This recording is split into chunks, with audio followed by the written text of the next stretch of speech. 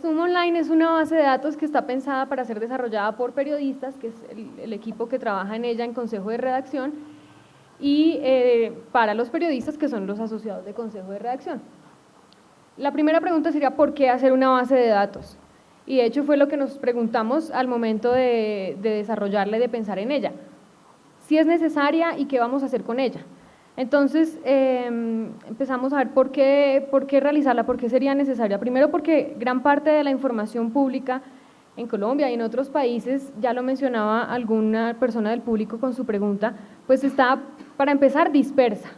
¿Sí? Entonces, por ejemplo, la imagen que ven allí es de un proyecto que realizamos hace poco sobre regalías y ola invernal, de él se va a hablar más adelante, y para obtener información para la base de datos, en este proyecto pues obviamente fue necesario recurrir a muchas entidades. Creo que presentamos alrededor de 50 derechos de petición solicitando información pública para este proyecto, entonces eso hace que haya que concatenar las cifras que tiene una entidad con las de otra, la Agencia Nacional de Hidrocarburos, Contraplaneación Nacional, Ingeominas, etcétera.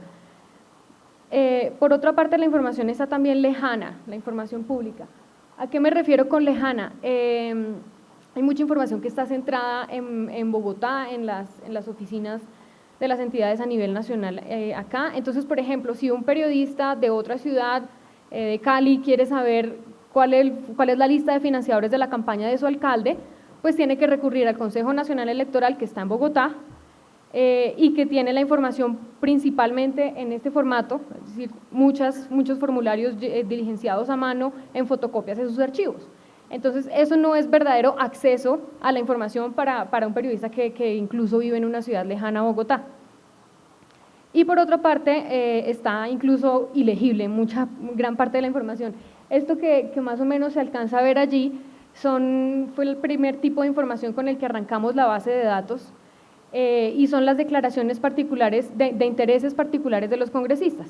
Cuando se posesiona un senador, un representante a la Cámara, debe llenar un libro que se llama el registro de intereses particulares, en el que indica cualquier tipo de interés que pueda tener por sus negocios, por los negocios que ha manejado, de pronto por su familia, etcétera. Y encima de que la ley es muy general en esto, la ley no especifica que deberían decir qué intereses pueden tener sus cónyuges, puede tener con quién ha trabajado, si se ha vinculado en el sector privado anteriormente, etcétera. La ley no especifica eso, entonces obviamente los registros, como ven, son una cosa así, y es bastante curioso que todos los congresistas en el país, sus intereses particulares son 2 renglones, que casi siempre dicen no tengo ningún interés, pero además lo llenan a mano, con letra de abogado o de médico, y hacen estas rúbricas ilegibles y ponen la cédula con números ilegibles. Entonces el primer trabajo que hicimos para lanzar la base de datos fue tratar de interpretar eso, identificar al menos los nombres y las cédulas para saber quién era el que había dicho eso que dice cada párrafo y asignárselo al congresista correspondiente. La otra razón para hacer una base de datos y que responde al otro servicio que prestamos con Zoom Online es que muchos periodistas pues desconocen la gran cantidad de información que pueden obtener en línea, algo de eso hablaba Brand Houston hace un momento.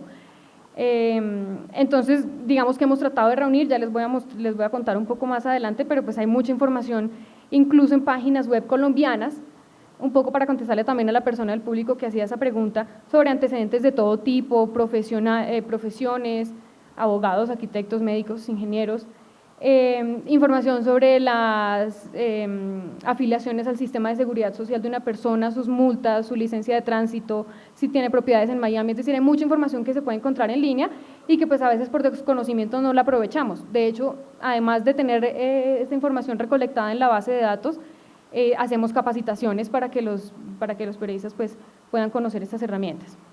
Entonces, de este modo, como con este par de reflexiones, Zoom Online empezó en 2009, la lanzamos oficialmente en el Encuentro de Periodismo de Investigación de 2010, pero pues todo el trabajo empezó ese año y ya hoy tenemos más de 2 millones de datos en Zoom.